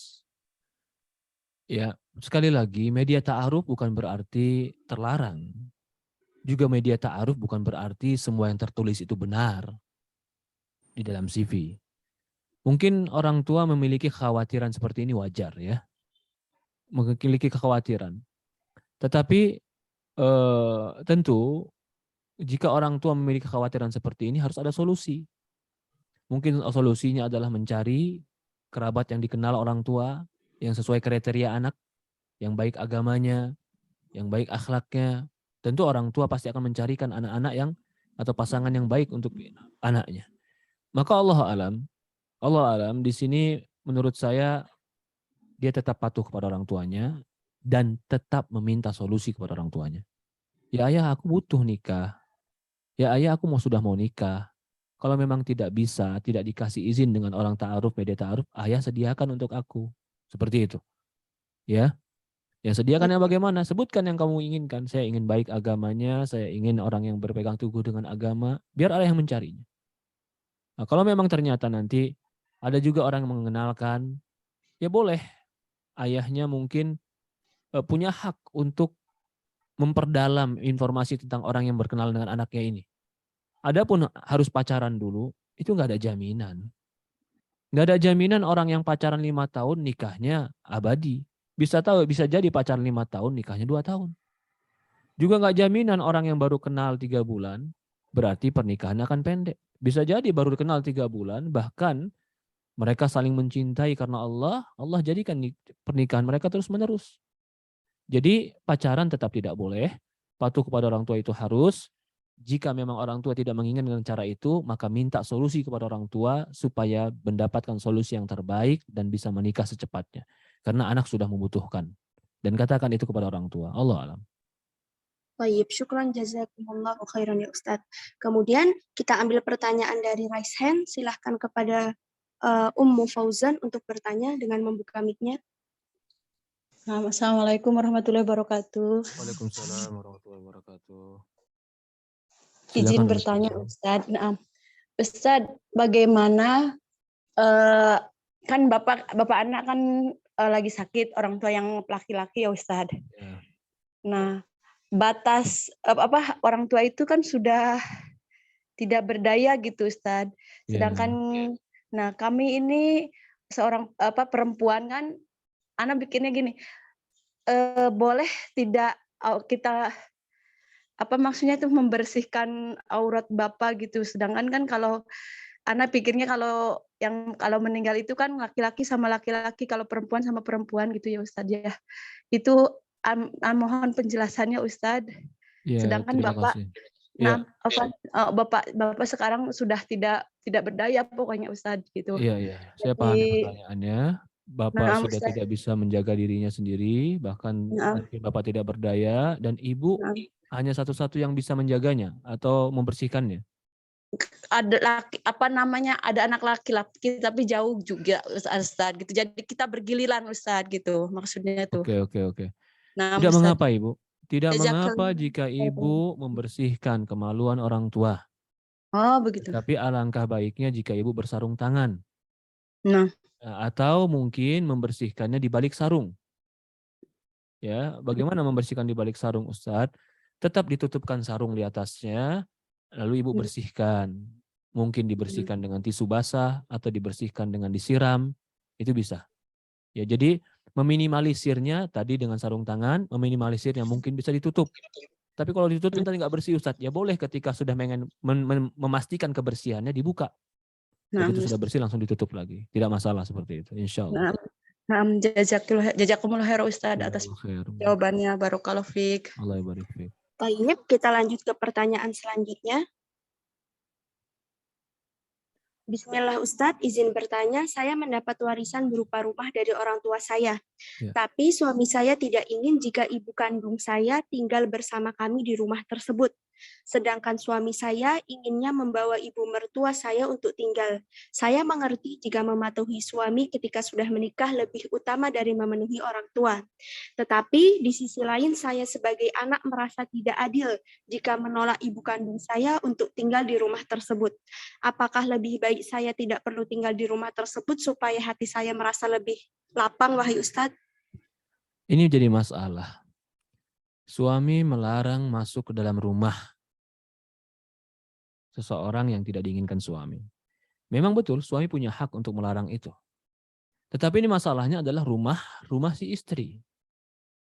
Rumah milik siapa? Milik si istri.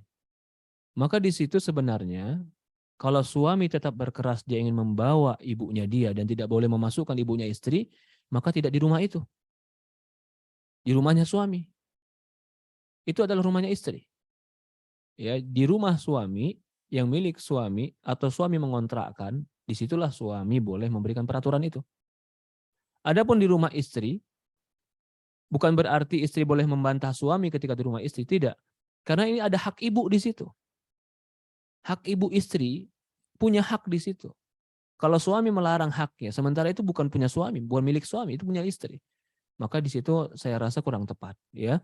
Jadi kalau memang suami ingin menegakkan peraturan itu di rumahnya, maka dia harus menyiapkan rumah yang lain dan tidak tinggal di rumah istri tersebut. Allah alam, itu yang saya lihat. Baik, syukran Ustadz. Pertanyaan berikutnya melalui raise hand. Silahkan kepada Ummu Ismail untuk bertanya, untuk membuka mic-nya.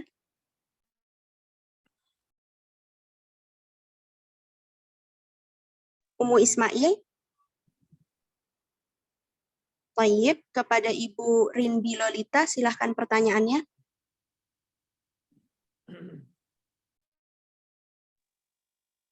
Kalau jika tidak ada, maka pertanyaan akan kami alihkan kepada pertanyaan melalui kolom chat. Fadhal, silahkan. Baik, di sini Ustadz, bagaimana cara berbakti kepada orang tua jika orang tua kita sudah meninggal dunia? Kemudian, Ustadz, bila seorang anak pernah berbuat dosa kepada orang tuanya, lalu dia ingin menebus dosa tersebut, tetapi orang tuanya sudah tiada. Bagaimana cara dia menebus dosa tersebut? Jazakallahu khairan atas jawabannya, Ustadz. Yang pertama, berbakti kepada orang tua sudah meninggal adalah kita menjadi anak soleh. Kita menjadi orang baik. Karena Rasulullah mengatakan dalam sebuah hadis, jika mati Bani Adam akan terputus amalannya kecuali anak yang soleh. Jadi anak yang soleh itu menyambung terus kebaikan buat kedua orang tuanya. Maka begitu pula, anak yang tidak soleh itu dikhawatirkan termasuk bentuk menyusahkan orang tua yang sudah meninggal. Jadi yang pertama adalah dia berbakti dengan cara dia menjadi orang baik. Yang kedua, dia doakan orang tuanya. Mendoakan Rabbi firli wali walidayya warhamhuma kama rabbayani shaghira. Sebagaimana Nabi Nuh tadi berdoa. Nabi Ibrahim berdoa kepada orang tuanya. Nabi Muhammad, atau kalau tidak Allah larang, Nabi Muhammad pun mendoakan orang tuanya. Jadi mendoakan kedua orang tua yang telah meninggal termasuk bakti kepada orang tua. Termasuk bakti pada orang tua adalah melakukan amal-amal soleh yang dihadiahkan untuk mereka. Menghajikan mereka, mengumrohkan mereka, menghadiahkan itu untuk mereka, termasuk berbakti kepada mereka. Termasuk berbakti kepada orang tua adalah menyambung tali silaturahmi dengan kerabat mereka. Dengan kakak, bibi, keluarga yang ada hubungan keluarga dari arah mereka. Umpamanya dari arah ayah atau dari arah ibu, menyambungnya. Atau boleh juga menghadiahkan, memperhatikan, menghormati kerabat-kerabat teman-teman sahabat-sahabat orang tua. Oh, ini sahabat ayah saya dulu. Memang bukan keluarga tapi sahabat ayah. Kita datang sesekali kepada dia, bertanya tentang kabarnya, apakah sehatnya, lalu kita kasih hadiah dengan makanan-makanan kecil umpamanya. Atau yang lebih baik daripada itu kita berikan. Ini juga termasuk bakti kepada orang tua. Allah alam, ini sebagian gambaran bakti pada orang tua. Lalu kalau pertanyaannya bagaimana anak yang pernah berdosa pada orang tua tapi sekarang sudah meninggal. Istighfar, mohon ampun kepada Allah. Taubat kepada Allah dan doakan kepada orang tuanya kebaikan. Mungkin itu yang saya pahami dari pertanyaan. Allah alam.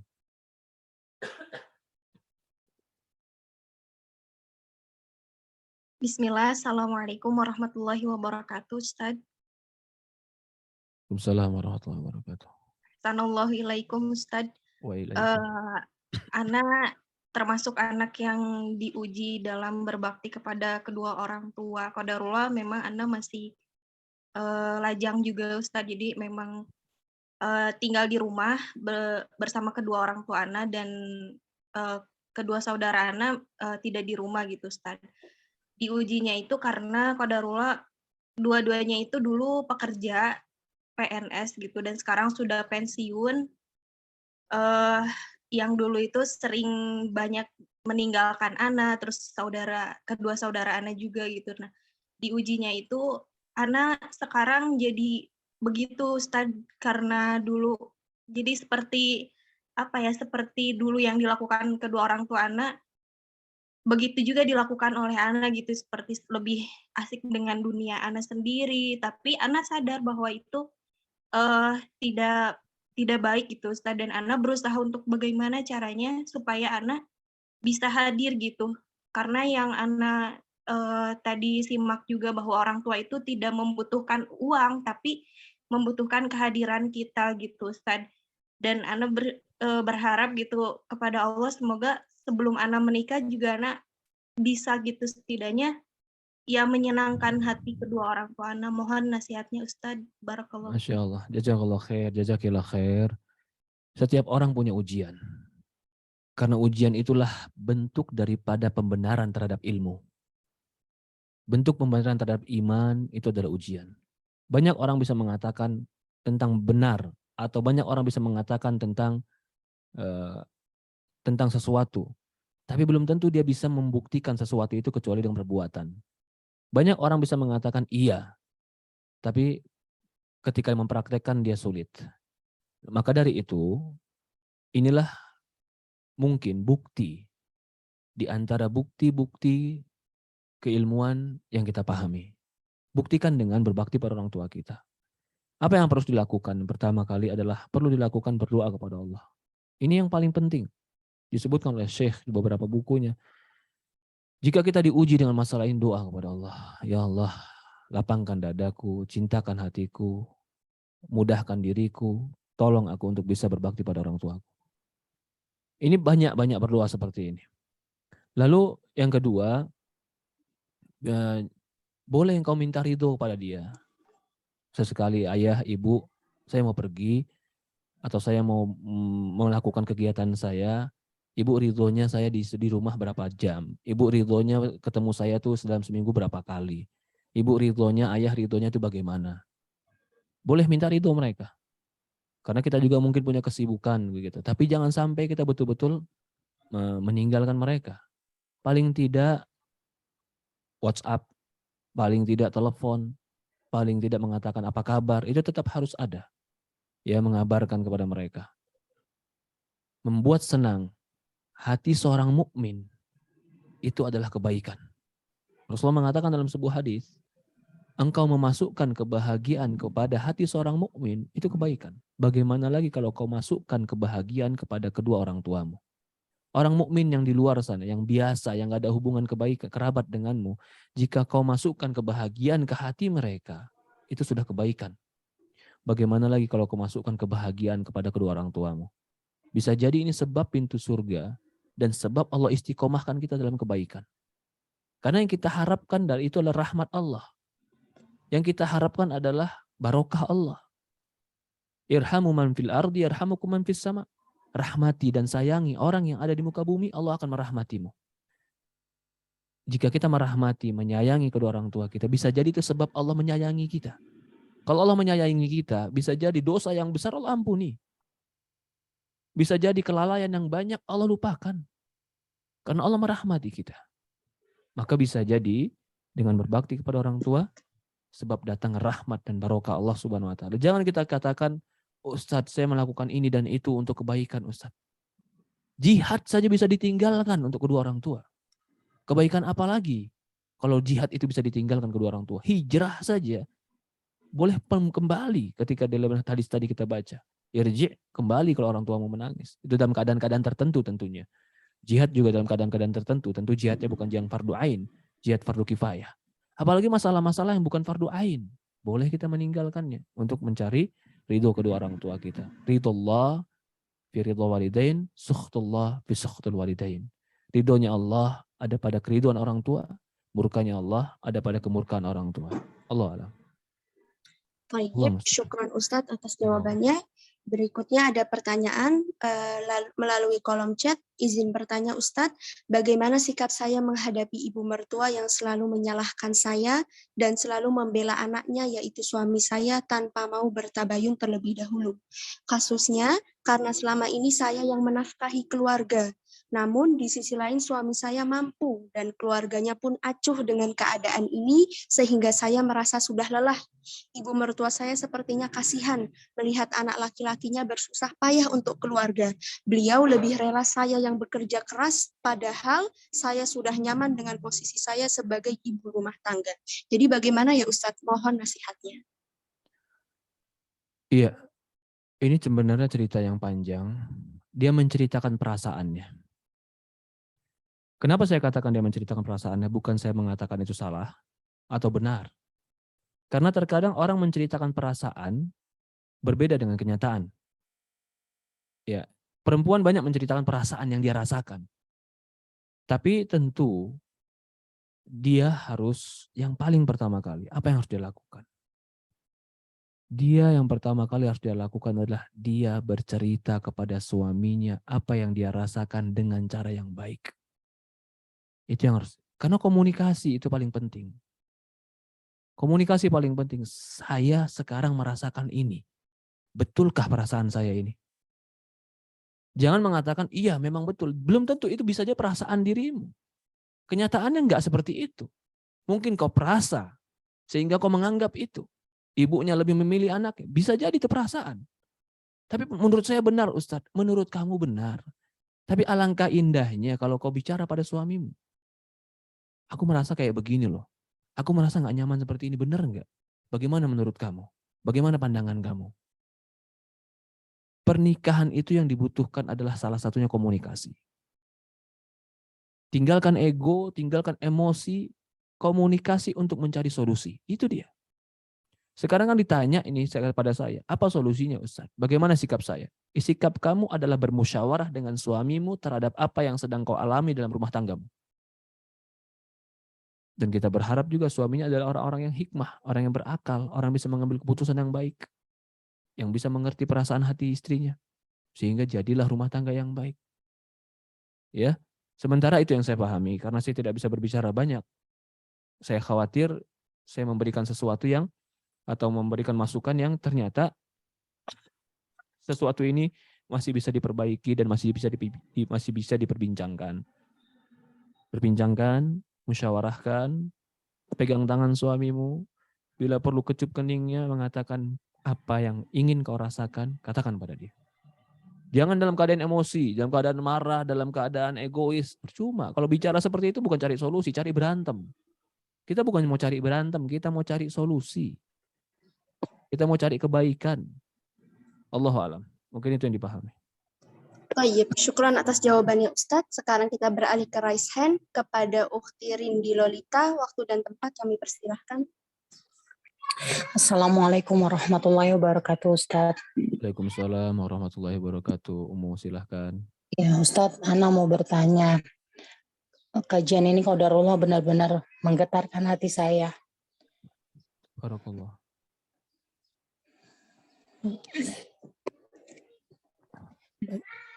Afwan, Ustadz. Bagaimana caranya kita bisa berbakti kepada orang tua yang memang sedari kecil tidak pernah mengajarkan anak kasih sayang. Ana dari kecil sering disiksa sama orang tua Ana, sama papa terutama. Tapi ya, Ana sudah mencoba untuk berdamai dengan situasi, Ustadz. Tapi qadarullahnya memang papa Ana masih suka mukul anak Ana, Ustadz. Bagaimana sikap Ana harusnya ke orang tua Ana yang Maaf Ibu, Ibu sekarang maaf saya tanya, Ibu sekarang bagaimana dalam rumah tangga? Baik? Alhamdulillah baik, Ustadz. Ibu sekarang maaf dalam kehidupan Ibu baik? Alhamdulillah Ustadz baik. Ibu sekarang dalam agamanya yang baik, suami yang baik? Insya Allah Ustadz. Itu hasil dari ayah Ibu yang mendidik Ibu.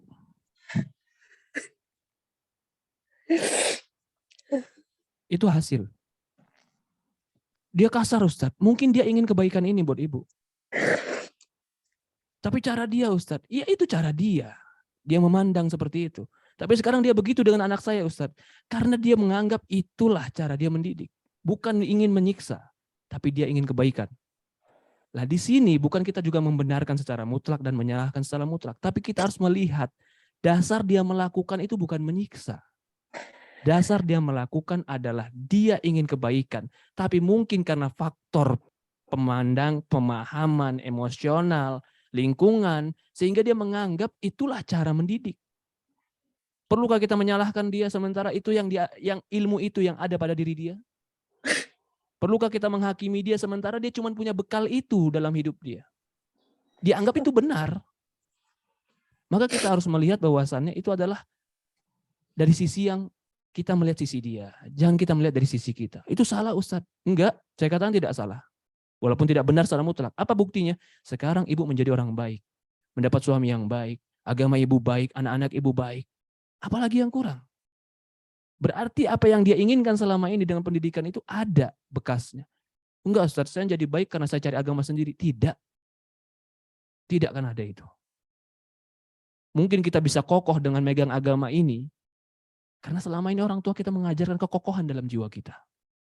Mungkin kita bisa megang prinsip agama ini dengan kuat. Karena selama ini orang tua kita mengajarkan kita prinsip-prinsip kekuatan dalam jiwa. Sehingga kita ketika bertemu agama, bertemu ilmu, kita pun kokoh dalam agama ini. Jadi, menurut saya, ya, cara dia mendidik anak-anak mungkin berbeda cara pandang anak-anak, terutama ibu wanita, dia laki-laki. Ada cara yang berbeda memang cara memandangnya ini. Wanita itu penuh dengan perasaan, wanita itu penuh dengan sentuhan, laki-laki itu penuh dengan tenaga, kekuatan, dan kekerasan. Mungkin faktor kekurangan atau pemahaman dia yang belum sampai seperti yang diinginkan, sehingga dia menganggap itu sebuah kebaikan. Apakah itu menjadi salah bagi dia, sementara itu yang dia tahu selama ini? Apakah itu menjadi sebuah pembenaran bagi kita untuk durhaka kepada dia sementara itu yang dia dapatkan dari lingkungannya, dari dirinya, dari ilmu yang dia dapatkan. Maka saya katakan adalah tetap bakti pada orang tuamu. Ya, jika suatu hari orang tuamu berlaku itu kepada anak-anakmu, jangan kau bela anakmu depannya. Ya. Tapi ketika kau berdua dengan dia, boleh kau berikan masukan. Jangan kau jatuhkan orang tuamu depan anak-anakmu, jangan. Jangan, tetap hargai mereka. Tapi begitu tinggal berdua, kau boleh berikan masukan. Ayah, buat apa sih marah-marah? Buat apa sih pukul anak-anak? Buat apa sih cara yang lebih keras? Mungkin anak-anak bisa dengan cara yang lebih lembut. Masukkan. Masukkan itu. Allah alam, ini yang saya pahami. Allah musta'an. Baik, syukron atas jawabannya Ustadz. Kita beralih ke pertanyaan selanjutnya. Ustadz, bagaimana cara menyenangkan hati orang tua suami saya yang kondisinya jauh dan mereka berdua sangat menginginkan suami saya untuk pulang ke kampung halaman dulu. Meski sendiri tanpa istri dan anak pulangnya, namun hal tersebut belum dapat terwujud karena anak kami sekolah di pondok dengan biaya yang tidak sedikit. Dan hal ini mengakibatkan kami belum mampu menyisihkan biaya untuk pulang kampung. Jazakumullah. Mungkin bisa video call. Mungkin bisa juga kirimkan hadiah. Apa hadiah-hadiah yang ringan? Makanan-makanan ringan. Kirimkan untuk mereka. Ya, sampai kau mampu untuk pergi ke sana. Dan jangan kabarkan, oh saya belum pergi, nggak ada duit. Jangan juga. Menurut saya pribadi itu nggak perlu dikabarkan. Tentang kesulitan kita nggak perlu dikabarkan. Tapi perlu kabarkan ya mungkin nanti insya Allah ada waktu, sekarang belum ada waktu. Itu saja. Ya. Jadi bagaimana menyenangkannya? Ya bisa dengan video call zaman sekarang. Luar biasa. Teknologi bisa mendekatkan kita yang jauh. Dan juga seperti tadi memberikan hadiah-hadiah, makanan-makanan yang mereka sukai, atau memberikan pakaian-pakaian di kota yang kita tinggal, dikirim ke mereka. Ya mungkin mereka tidak bisa terobati sebagaimana datang anak, tetapi paling tidak ada sedikit hiburan untuk mereka. Allah alam. Baik, pertanyaan selanjutnya. Izin bertanya Ustadz, apa yang harus kami lakukan ketika ibu mertua yang sakit medis, tetapi selalu meminta untuk berobat ke dukun? Padahal kami selalu mengatakan itu merupakan kesyirikan, tetapi ibu mertua selalu marah-marah ketika kami mengatakan hal tersebut dan menyumpahi kami dengan kata-kata yang kasar, bahkan mendoakan keburukan untuk kami. La ta'ata li makhluk fi ma'siyatil khaliq. Tidak boleh taat kepada makhluk untuk maksiat kepada Allah.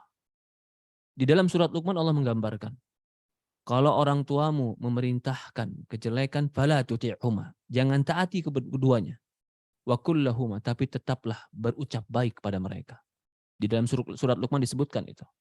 Kalau mereka memerintahkan kesyirikan, jangan kau taati, tapi tetap berbuat baik pada mereka. Ya. Jangan ketika mereka maki, mereka marah, kita balas dengan makian dan marahan. Diamkan saja, biarkan dia marah, sampai selesai marahnya.